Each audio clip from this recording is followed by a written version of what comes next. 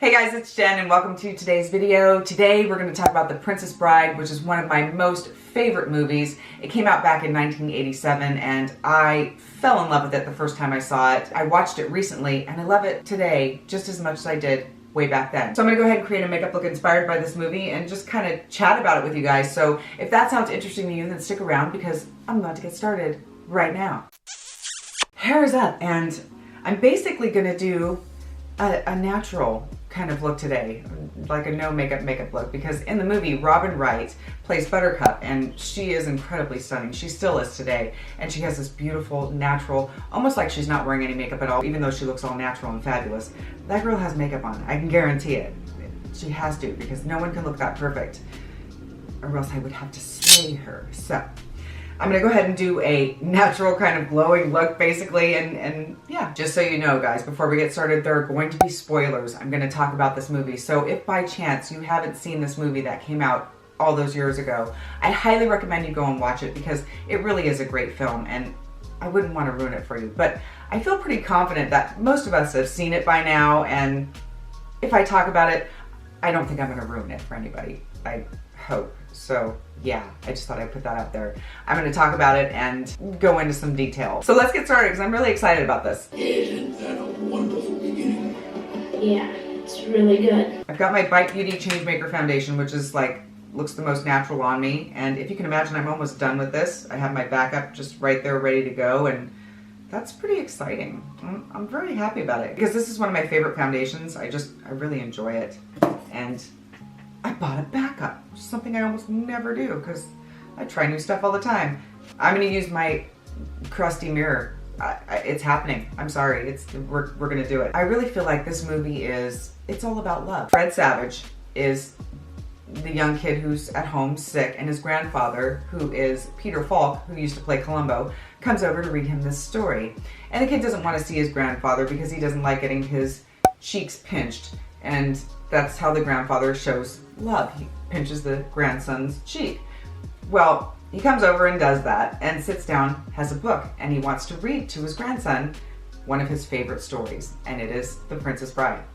I really like how this starts because it's starting with the dynamic of, you know, the younger generation not really understanding the older generation, trying to connect, you know, just really cultivating that friendship and finding, as the story goes on, a mutual respect and a much closer bond of love with one another. The first point of love that you see start to unfold in this film. And then they segue into the beginning of the movie where Buttercup is on a farm and Wesley is the farm boy who works the farm, and she torments him and treats him like crap, and then one day realizes that she loves him. So what happens is, when she keeps requesting stuff and kind of bullying him and whatnot, he keeps saying "as you wish," and she realizes that he's saying "I love you," and she realizes that she loves him. So they decide that they're going to get married, but they don't have money. So he goes overseas to go ahead and make a living so they can create a life together, and supposedly gets murdered by the dread pirate Robert. So Buttercup, completely despondent, goes into her room and decides that she's never going to love anyone again. It's all very dramatic. It's all, you know, it's all something, and it's all happening. So years later, Prince Humperdinck, who is played by Chris Sheridan, who, by the way, is another one of my favorite movies, Fright Night. Everything is so wonderfully cast in this film. I love this movie so much, it's crazy, but I really love the casting. They play their characters so well. It's just brilliantly cast. Prince Humperdinck decides that he's going to make Buttercup his wife, and she's so depressed. She's like, well, I may as well because I'm never going to love anyone again. So she gets engaged to the prince. All the while she's thinking that Wesley is dead and he's gone. Time passes and it's getting close to the wedding, and the only thing that makes her happy is when she goes horseback riding. She's out horseback riding one day and she gets kidnapped by these three brutish men. One is played by Andre the Giant, who, again, so perfectly cast in this. And then you've got Wallace Shawn, who is the brains, Bassini. Mandy Patinkin. I actually saw him many years ago. He did this amazing show, this one-man show, where I was just blown away by how talented he is, singing and his comedic timing. And I just love his character in this movie, Indigo. There's so many memorable scenes in this movie. There's so many quotable verses in this movie that it's like, it's just, you can tell that obviously it's one of my favorites. So they capture her, they take her over to a neighboring city because they're trying to start a war, basically. And while they're kidnapping the princess, they're sailing away with her and they realize that they're being followed by someone. And then they get to their destination and that person is still following them. And it is the man in black. Can't see his face, got a mask on. They climb up something that's called the Cliffs of Insanity and he follows them. And then at first Indigo's there to try and beat him, stop him from capturing the princess, and he fails. And then Andre the Giant tries to stop him from capturing the princess. I did that on purpose. I don't have to miss. I believe you. And then he goes up against Vicini, the brains, who tries to outwit him and keep him from capturing the princess. All of them fail, and the man in black, who is the Dread Pirate Roberts, captures the princess, and they go running off together. Well, they have words, and he is treating her horribly because, you know, he's there to capture her initially, you think, and she's all despondent when she realizes who he is. You're the Dread Pirate Roberts, admit it. With pride. And says, oh, you know, it doesn't matter what you say or do, you killed my true love, yada, yada, yada. Well, the prince shows up to rescue her. As she can see him, they're nearing this ravine, she sees that the prince is coming, and the man in black has turned his back from her, and he's looking to see where the prince is, and she pushes him over the cliff, and then as he's rolling down the cliff, he says, as you wish, and she realizes, oh my gosh, it's Wesley, it's my true love. So she leaps off the cliff and goes tumbling after him, and then they wind up on the ground at the bottom of the cliff, and they're hugging and kissing, they're reunited, they're happy, oh my gosh, it's all so great. And now they're trying to escape the prince together so that they can go to his ship and live happily ever after. So when Wesley comes back, he's no longer the Wesley we once knew. He is now this kind of cocky, you know, individual. Can't afford to make exceptions. I mean, once word gets out that a pirate has gone soft, people begin to disobey him, and it's nothing but work, work, work all the time. I mean, he's been through a lot, and he's learned a lot, and he's become the Dread Pirate Robert, so his personality has changed considerably. I mean, there's still that underlined Wesley there, but he's not exactly who he was when he left. And Buttercup, one thing I can say about her is she is a bit of a swooner, you know? Back in that day, you know, we had Wonder Woman, we had Charlie's Angels, and we were still portraying strong, independent, fighting women, but Buttercup, her portrayal in this movie, even though it's perfect for the film, is very swoony, very much seems like she's needing to be rescued, needing a man to, you know, live, basically. She can't do it by herself, and she needs a man in order to feel complete. Where today, and a lot back then too, we weren't really feeling that. We were partners and we're equals and we're, you know, doing our thing. Women's lib, we're strong, we can do it ourselves, which, you know, we absolutely can. But that was something that when I was rewatching it recently, and even times that I've watched it because I've seen it countless times, it was always something that kind of struck me, was like, wow, you know, it was that whole portrayal of her just being so fragile and so in need that was kind of almost, I don't know if unnerving is the right word. It's not like I was offended because I feel like that's how the movie is supposed to be. She's supposed to be this character. It's just, I guess because she was that way, it was hard to relate. I'll put it that way. It's hard to relate because I'm just not that way, nor do I know anyone who's really that way. And maybe back then, when I was in my teens, when I first saw it, I maybe have thought, you know, who doesn't want a good hero to come along and, you know, fall in love with you and be the strong individual in your life. My husband's very strong. I find it very attractive. It's wonderful, but again, we're still equals. It's not like, you know, one is better than or greater than or this, that, or the other. It's like, things have changed. So back when I was a kid, I think, yeah, I romanticized with that a lot more than I do now. And that's something that I just wanted to share with you guys and just get your thoughts on in the comments on how you felt about that. Because yeah, things have changed a lot. Just looking at it, yeah, it just gives me a certain kind of feeling of like, I definitely wouldn't be that way now. I know, I look at myself and I think, no, I don't have that in me. Back to the story. They're getting through the fire swamp and they make it to the end, and Prince Humperdinck is there with the six-fingered man, Count Rogan, who Indigo is chasing after because he killed his dad and he wants revenge. So that's his storyline, is that he's looking for revenge, basically.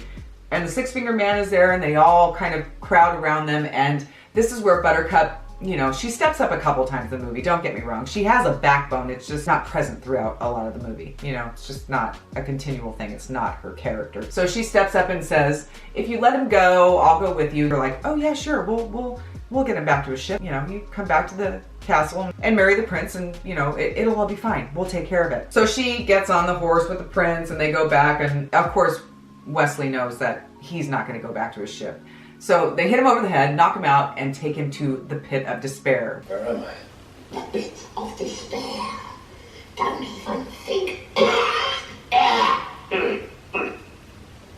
Don't even think about trying to escape. Which is a place where they basically torture people.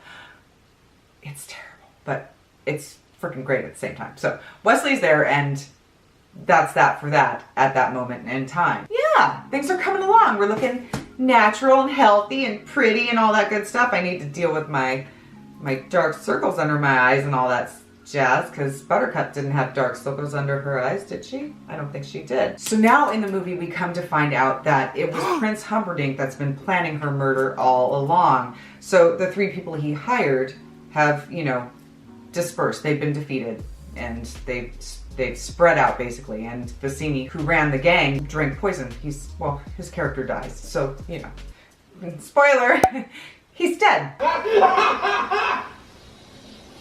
So they're separated, and now Prince Humperdinck needs to come up with another way to kill Buttercup so he can start the war. It was all him all along. So they have Wesley in the pit of despair so that Count Rogan, the six-fingered man, can torture him, and Buttercup is moping about the castle because she knows that Wesley's alive and she wants to be with him. That is her true love.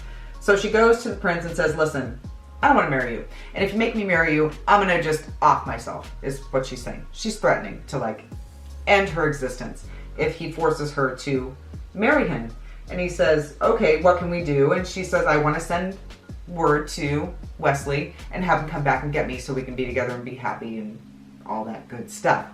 He agrees, or so she thinks, and off she goes feeling very happy and very empowered that she's gonna go after what she wants, her man. And he has to continue to keep up pretenses that he's afraid that people are trying to, you know, go after his soon-to-be wife. So he wants to have the thieves' force emptied and more guards the night of the wedding, and so we're going through the thieves' forest, and we come back to Indigo, who is gone back to drinking heavily. He is despondent because he feels like he's never going to be able to avenge his dad. Well, it looks like he's going to get his chance. So they're trying to empty everything out in the thieves' forest, and they're trying to get rid of him, and he's fighting off the guards and saying, I'm not going anywhere, I'm staying here until we start over with our plan, and he's waiting for Vicini to show up, not knowing that he's dead.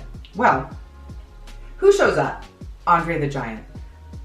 And every time I see it, I love his character. I loved his character in this movie. He did such a great job. It was just so well made for him. And so they're reunited as friends, and now he's trying to, you know, sober him up, and he beats up the guard basically. Let me throw that out there. And then he's trying to sober him up and tells him about how he found Count Rogan and how the Count Rogan has the man in black. They don't know who that is, and they're trying to come up with a plan because that is the six-fingered man, and that would be Indigo's way of getting his revenge. So while this is all happening, Buttercup decides to really go after the prince when he makes mention of how the wedding's about to happen and no word from Wesley, and so all the ships in my armada will be there to greet us on our wedding day. And she says, all but your 4 fastest that you sent to the letters to go and get Wesley back. And well, she realizes that he was lying, and then, you know, starts calling him a coward, basically. You're a coward, is what she says. And he gets very, very upset. He takes her and puts her in her room, basically, you know, again, just kind of taking charge because she can't really fight for herself. He gets really mad because he realizes that she truly loves Wesley, and he's not going to have a love like that. It's really what I think. So he goes to the pit of despair, and Wesley is on this machine that sucks years of your life away that Count Rogan created, the six-fingered man. And he cranks it up to 50 and sucks all the life out of Wesley. Well, there's this loud scream that comes out of him that is just blood curdling, and you can hear it all across the land. And that's how Finzik and Indigo find him.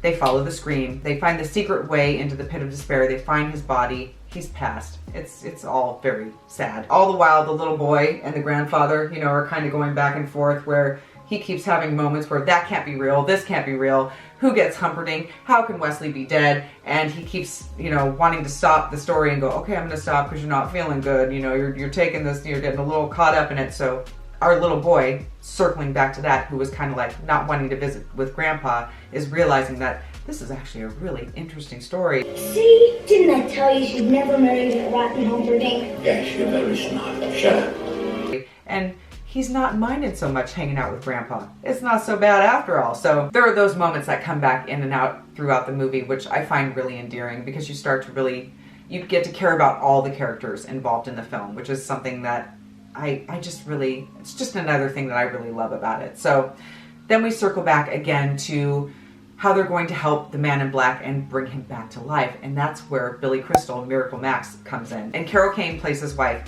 And these two are just hilarious. They're just scene stealers in this one, because Billy Crystal, I don't know, I just love him. I think he's freaking hilarious. Still do to this day. I've always really liked his work. And he plays Miracle Max, who used to work for the king, and Prince Humperdinck fired him. So he's a little insecure. Look, I'm retired. Besides, why would you want someone the king's stinking son fired? I might kill whoever you want to make the miracle. But they come up with a miracle pill to bring him back to life. And again, their scene is just phenomenal in this one. It's so funny and so well done. I just love them. I can't say enough good things about this movie. So they take the Man in Black and they go to the castle, and they're outside and they give him the pill and he wakes up. They're trying to concoct a plan on how to get Buttercup away from the prince, and so that they can all escape. And they do. So as this wedding is taking place, you know, and time's counting down, things are happening, they need to hurry up and get in there. They have the clergyman. That's another thing that's just freaking great. So there's all this commotion going on outside. The clergyman is played by Peter Cook. And when you first see Peter Cook, he is this very formidable looking individual, and it looks like he's just going to have this booming, deep, you know, voice. Marriage. Marriage is what brings us together today. It's so freaking funny. It's, again, it's another moment in the film that I'm just like, you're just taken by surprise in a very pleasant way, and it continues on with the whole comedic factor, you know, it keeps it funny and it keeps it adventurous. It has all the layers, basically, is what it is. So that's another scene that I really liked. But what happens is, as the noise and all the commotion is going on outside, Prince Humperdinck is looking around, everyone's tripping out, and Princess Buttercup says, oh, there's my Wesley now, he's coming to get me. And Prince Humperdinck looks at her and says, your Wesley is dead, I killed him myself. And she's like, then why is there fear behind your eyes? It's all so well written and done. So Prince Humperdinck demands that the clergyman says man and wife. And basically, to everyone, it seals the deal, and they're married. Well, Buttercup is despondent that Wesley didn't come for her in time. Okay, there's certain moments in there where her character just gets me feeling a certain way, where I'm just kind of like, you just got to give it that big freaking eye roll, because you're like, really, dude?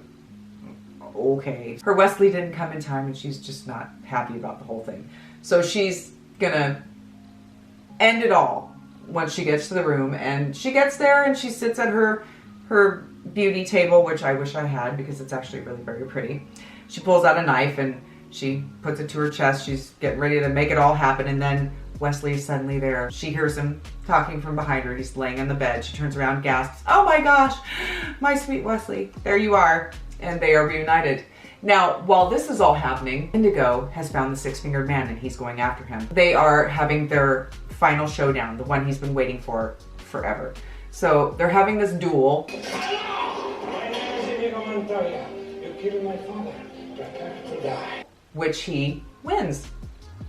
Amazingly enough, there is a moment there, if you see the movie, and I'm sure you guys have seen it by now, you must have, but there's a moment there where they get you thinking like it's not going to happen. Oh no, he's not going to make it, but he makes it. Finally, he's avenged his father, and the six-fingered man is no more.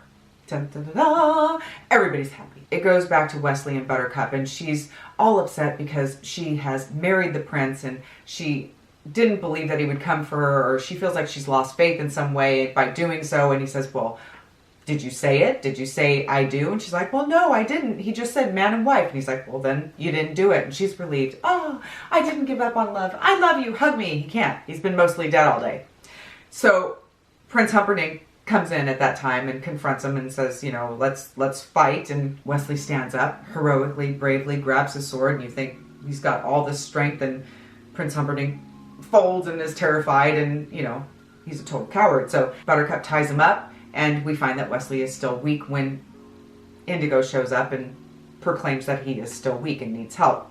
So they're all reunited, and now they need to find a way to escape. In the midst of all the commotion, while everyone was battling and, you know, all this stuff was happening and people were being rescued and vengeance was being sought and all that jazz, Fezzik found horses so that they can escape. So he's done something that is smart and proclaims that he won't let it go to his head. Again, there's so many quotable moments in this film. It's just, it's unbelievable. It's just wonderful. I love it so much. I keep saying that because it's true. So they all get on the horses. They jump out of the window and he catches everybody. They get on the horses and they ride away. And, you know, the ending is coming where they're about to kiss. It goes back to the grandson and grandfather. That's when the grandfather closes the book because he figured, you know, that his grandson wouldn't want to hear about the kissing part. Okay, I'm going to feather up my brows a little bit because in this film, she has these very natural feathered brows. And I haven't had my brows done in forever, so I feel like I could make it look, yeah, it's gonna look great. So I'm just gonna brush up my brows a little bit and not add anything to them because it really does look like she has these feathered up, really natural, youthful looking eyebrows. Kind of like that, only hers looked a little nicer, but that's okay. We're having fun, and it doesn't have to be perfect. You know, it's all good. It looks like that she's wearing like chapstick in the movie, but I'm gonna go ahead and put a little gloss on because I need a little shine. This is where I'm gonna stray a little bit from the all natural look because my lips look crusty and I'm not digging it. So let's just put a little on real quick so I have a little something happening here. Pretty fresh and natural and all that good stuff, and I'm liking it. So I'm okay with this right now. I'm good with where we're at. We are at the end of the movie where there's gonna be this kissing scene and the grandfather stops because he feels like the grandson is not going to be comfortable with it. And the grandson decides, you know what? No, it's okay because he's come to really love them and accept the fact that they love each other, and he's getting into the book. He's really jiving with it. He loves the story. It's super great. He doesn't mind that he hears the part where they kiss at the end of the story. So there's been growth, and it's just lovely and wonderful. So they show the scene at the end of Wesley and Buttercup kissing, and they're happy and they love each other. It's all just so very beautiful. So what I'm going to do is I'm going to hop off camera and I'm going to go ahead and put in my little clip-on Remy extensions so that I can have my long Buttercup princess hair. If I had a crown, I'd put on a crown, but I don't have one. So I'm going to do that, and then I'm going to hop back on and we're going to wrap up how we feel about this movie and the story. So I will be right back. And this is the finished look. So I found some more synthetic hair and just kind of added it to the mix so that I can have that extra long, full princessy hair. And it's looking a little crazy, but it's still fun because it's part of the whole deal. It's part of the experience, and, you know, we're just having a good time with it. When we think about that, the wanting to be rescued, I wonder, let me know in the comments, how does that make you feel? Do you feel a certain way when you see movies like that where you're like, well, that's not how we do things today? Or are you just kind of like, well, it's just all part of the movie? I just think that, wow, things are so different. Even though it's a fictional story, there are people that, you know, in life that are still looking to be rescued. And it's still a very real thing. Even though this is a fictional story, it's still something that goes on today. And that's kind of where, you know, my brain just takes the twists and turns because I am a very analytical person. And I do think that it's kind of interesting to have that perception and wonder, you know, how are we feeling about that? Those individuals out there that are still seeking to be rescued. Is that like something to be frowned upon, or is it just something that is just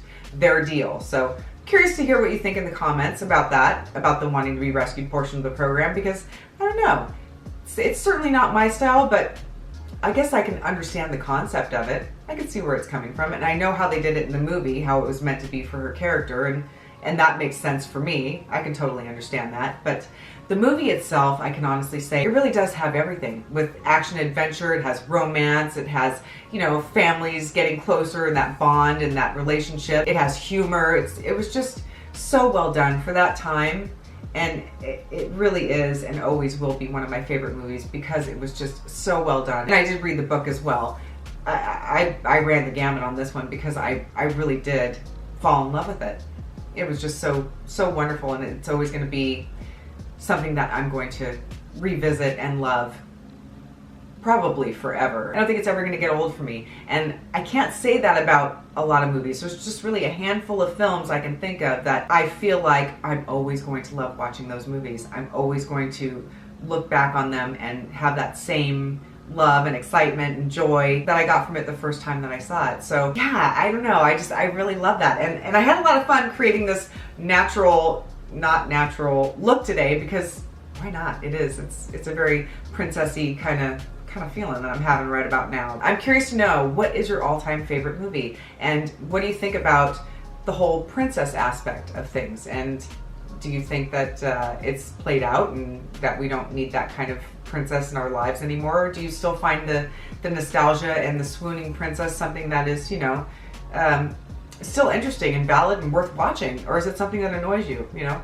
I'm just wondering what your thoughts are. This was so much fun. I hope you guys liked this video. I had a really good time making it and just hanging out with you like I always do. So I just want to thank you so much for sticking around and watching. I truly appreciate each and every one of you. I hope you all are safe, and I hope you all are having a beautiful day. Thanks. Bye.